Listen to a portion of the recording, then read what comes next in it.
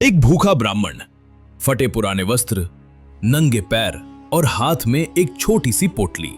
वो किसी राजा के पास नहीं जा रहा था, वो जा रहा था अपने मित्र के पास। और उसका मित्र कोई और नहीं, स्वयं भगवान श्री कृष्ण थे। आज हम सुनेंगे सुदामा और श्री कृष्ण की अमर कथा, जो हमें सिखाती है कि सच्चा प्रेम कभी बदले की भावना से नहीं होता और सच्चा मित्र कभी पहचान नहीं भूलता। बहुत पहले की बात है, जब श्री कृष्ण और सुदामा दोनों गुरु संदीपनी आश्रम में पढ़ते थे। दोनों एक साथ भोजन करते, एक साथ पढ़ते और रात को एक ही आसन पर सो जाते। एक दिन गुरु मां ने कहा, जंगल से लकड़ी लाओ। कृष्ण और सुदामा साथ साथ जंगल गए। रास्ते में घनघोर वर्षा हुई, लेकिन दोनों मित्रों ने एक दूसरे का साथ नहीं छोड़ा। इसी समय सुदामा के मन में जन्मा वो अटूट प्रेम, जो वर्षों बाद भूख, गरीबी और समय के बावजूद भी नहीं टूटा।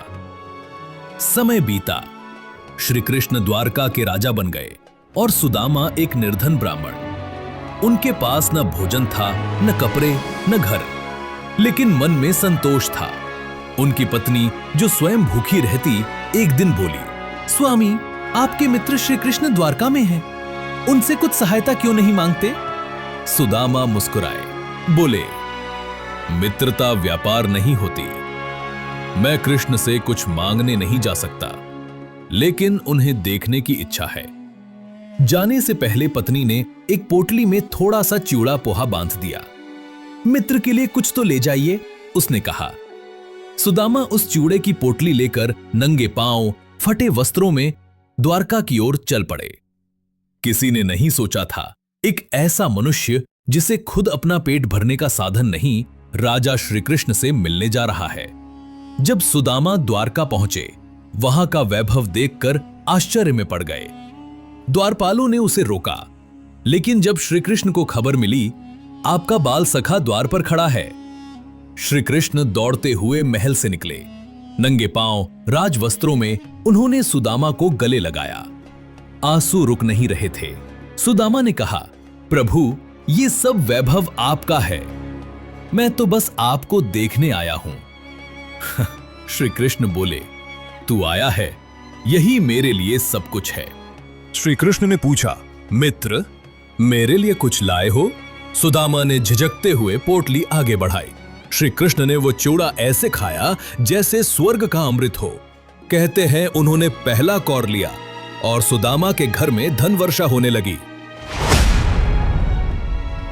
दूसरा कौर लिया और सुदामा की पत्नी के वस्त्र रेशमी हो गए।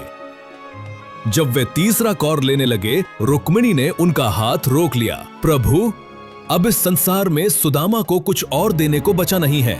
सुदामा वहां से लौट आए बिना कुछ मांगे, लेकिन जब वे गांव पहुंचे, उनका जर्जर घर अब एक सुंदर महल बन चुका था।